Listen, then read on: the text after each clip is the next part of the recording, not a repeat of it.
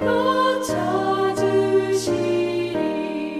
새별 같은 그 몸에 멸류관에 달려 반짝반짝 빛나게 비치리로다.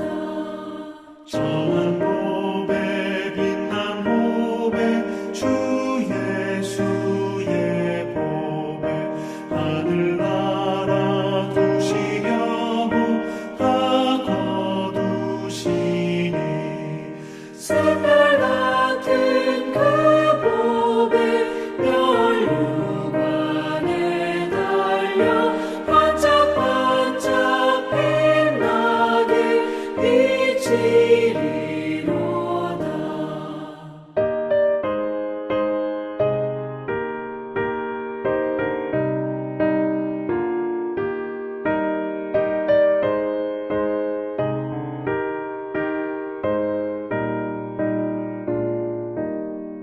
주를 사랑하는 아이 이 세상에 살 때 주의 말씀 순종하면 참 보배로다. 새별 같은 그 몸에 멸류관에 달려 반짝반짝 빛나게 비치리로다.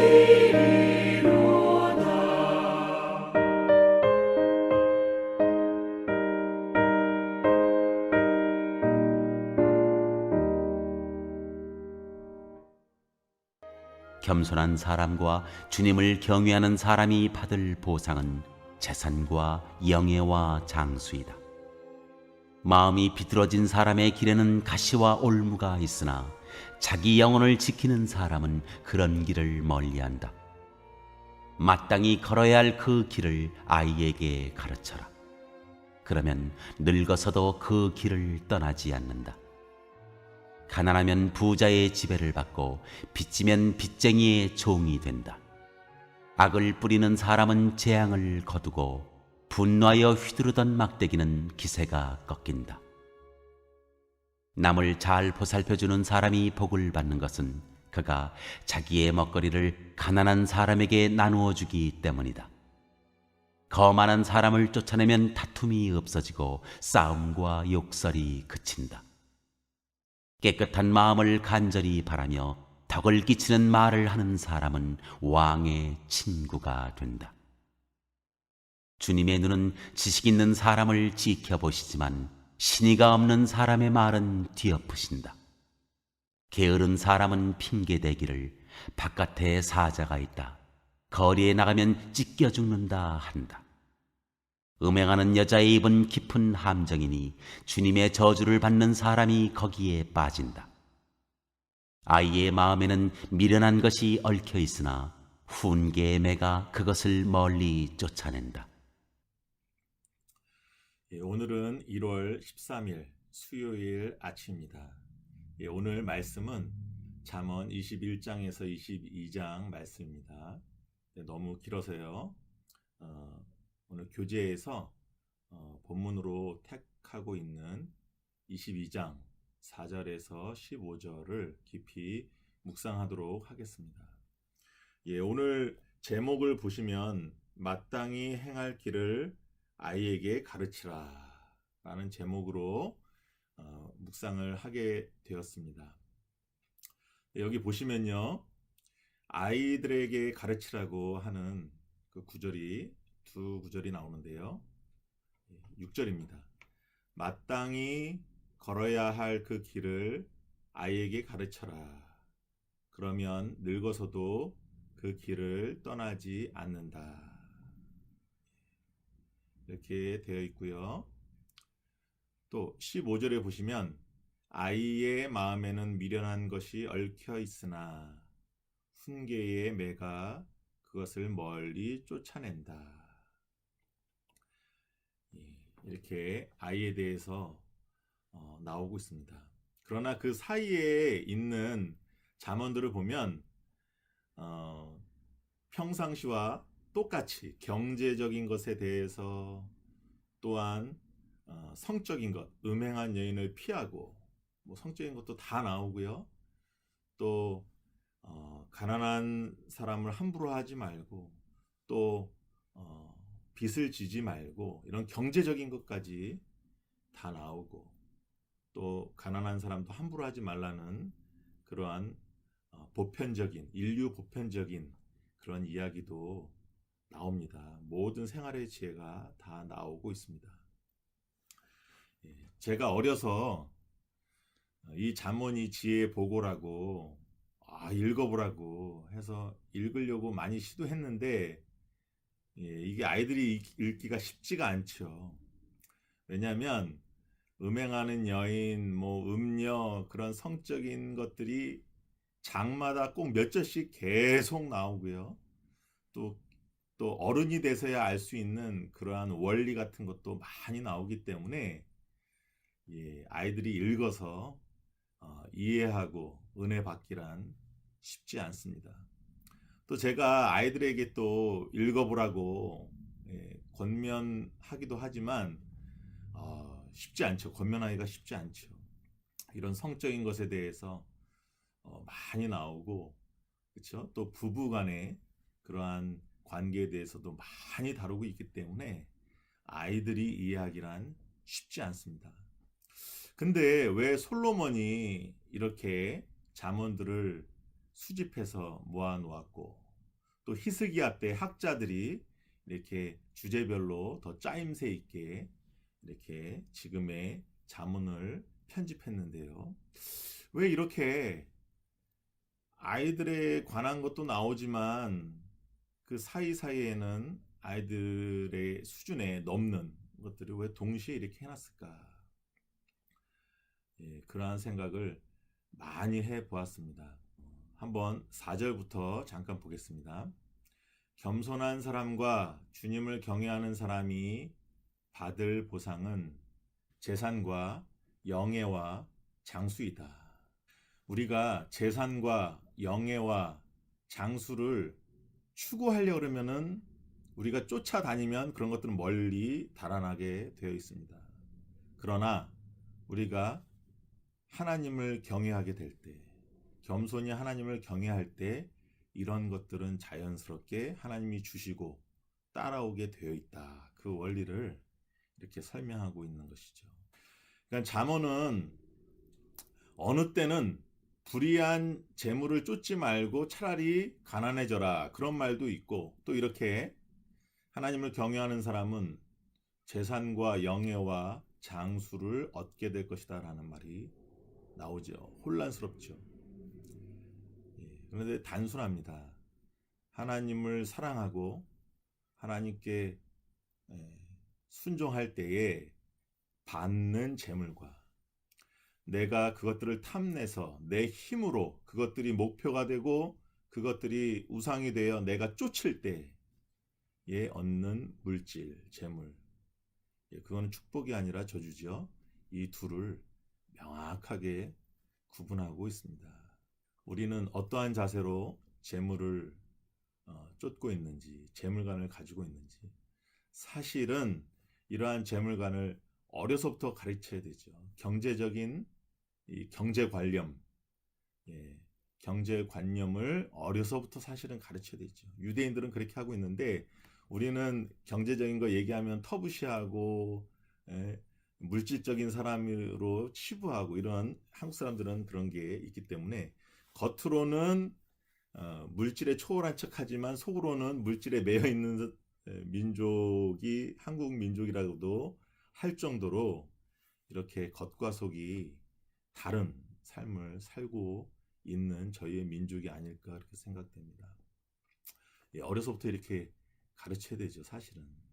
5절 보시면 마음이 삐뚤어진 사람의 길에는 가시와 올무가 있으나 자기 영혼을 지키는 사람은 그런 길을 멀리한다. 하나님이 가르쳐 주신 가시와 올무가 있는 길은 그것을 피해야 되죠. 그러나 마음이 삐뚤어진 사람은, 하나님 말씀에 귀 기울이지 않는 사람은 가시와 올무가 있다고 해도 그 길을 여전히 가게 된다. 이것도 어린아이들이 들어야 된다라고 말하고 있습니다. 6절 보시면요. 오늘의 주제 본문인데요. 마땅히 걸어야 할 그 길을 아이에게 가르쳐라. 그러면 늙어서도 그 길을 떠나지 않는다. 이 앞에 뒤에 보면은 어른들이 들어야 될 내용이지만 이런 것들도 어린아이에게 가르쳐라. 일찍 가르쳐라. 그러면 그 길을 떠나지 않을 것이다. 라고 제자는 우리에게 아이들을 양육하는 방법에 대해서 또 양육할 때 이러한 모든 것들을 아이들에게 가르치라고 권면하고 있습니다. 여기 보시면은 아이라고 나르라고 하는데요. 원어로는 그거는 어린아이 한 2살 3살 젖 먹는 아이부터 나르라고 하는데 우리 동양 속담하고 한국 속담하고 똑같죠. 3살 버릇이 80까지 간다. 어린아이부터 이렇게 가르치라고 얘기하고 있습니다. 그러나 뭐 현대 교육이니 뭐 엄청난 뭐 교육학의 결과로 인해서 어른과 아이들이 분리되고 우리 교회 교육도 어린이 따로 어른 따로 이렇게 해서 그게 효과적으로 전할 수 있다고 그렇게 하지만 사실은 예수님이 당시에 5,000명, 4,000명 뭐 남자만 아니면 뭐 10,000명을 앞에 두고 말씀하실 때 자, 아이들은 따로 모여라. 어른들만 들으십시오. 그렇게 하시지 않으셨거든요. 근데 제자들은 그렇게 했어요. 아이들은 가라. 아이들은 가라. 니네들이 뭘 알아듣겠냐? 가라. 예수님은요. 엄마와 아빠와 아이들이 다 있는 데서 하나님의 말씀과 천국 복음을 다 알려주셨어요. 미국에 1차, 2차, 3차 대각성 운동이 있었는데 1차 때나 2차 때나 이렇게 보면은 교회에서 성령이 역사하실 때 어린아이와 어른들이 함께 말씀을 들었고 거기서 성령의 역사함을 같이 받고 어린아이들도 4살, 5살들도 막 헛간에 가서 방언으로 또한 막 성령의 인도하심에 따라 기도도 하게 되고 그런 일들이 많이 있었습니다. 그러나 현대 교육이 이거는 아이들이 들어도 몰라. 이거는 어른들만 들어야 돼. 또 이게 더 효과적이야. 이러한 미명하에 어린아이와 부모를 이렇게 따로 갈라놓았습니다. 그러나 이 모든 것들은 아이들도 같이 들어야 되죠. 물론 어른 예배처럼 막 어려운 얘기를 4, 50분 하는 설교는 지양해야 되겠지만 이러한 지혜로운 말씀들은 어렸을 때부터 아이들이 듣게 해라. 우리의 생각과 달라요, 하나님. 그래서 예수님은 아이들과 분리하지 아니하고 아이들과 부모들 있는 그 자리에서 천국 복음을 말씀하셨고 아이들도 그 느낌에 의해서 또한 성령의 역사에 의해서 이해되게 되어 있는 것이죠. 그래서 요즘에 어떤 교회들은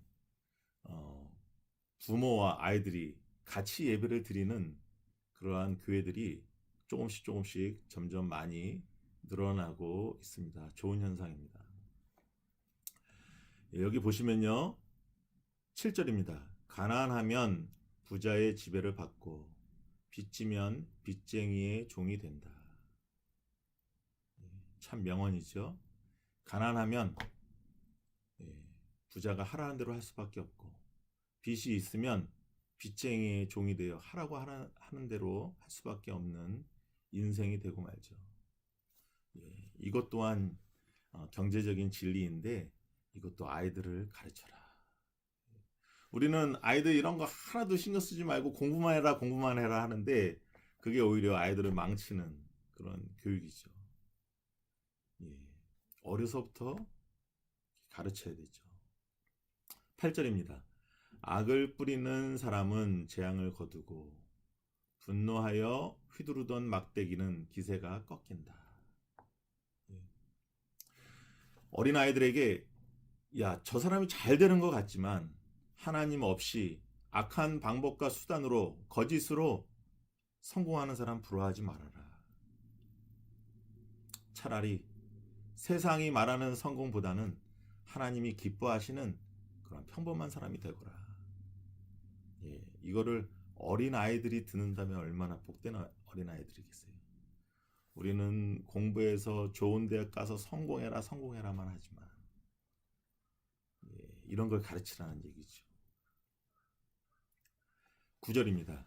남을 잘 보살펴주는 사람이 복을 받는 것은 그가 자기의 먹거리를 가난한 사람에게 나누어 주기 때문이다. 남을 잘 보살피는 사람, 그 사람에게 하나님이 복을 주신다.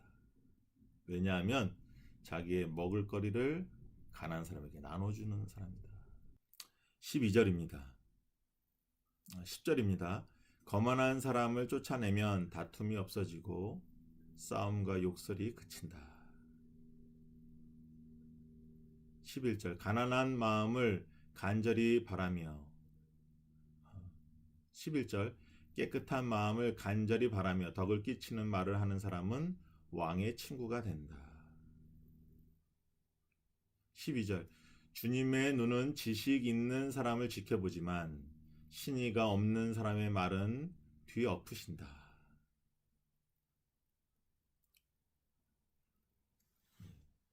우리 14절 보겠습니다.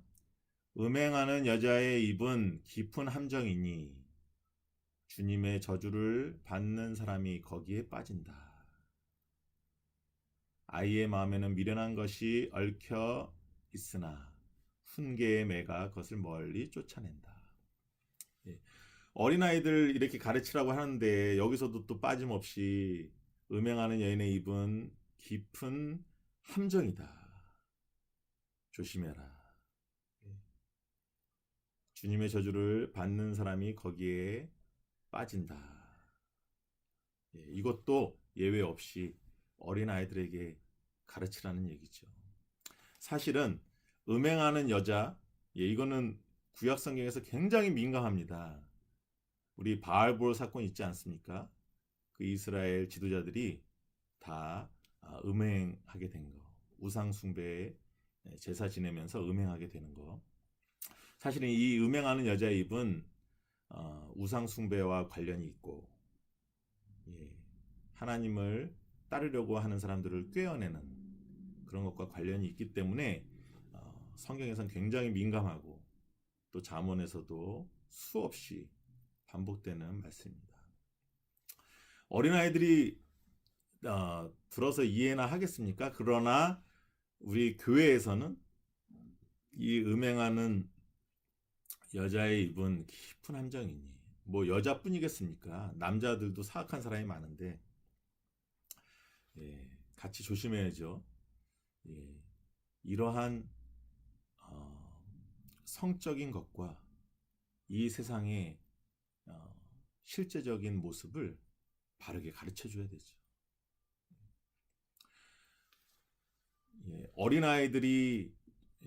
어린아이들이라고 이런 것들을 피하고 어린아이들의 입맛에 맞는 수준에 맞는 거 하면 좋긴 하지만 우리의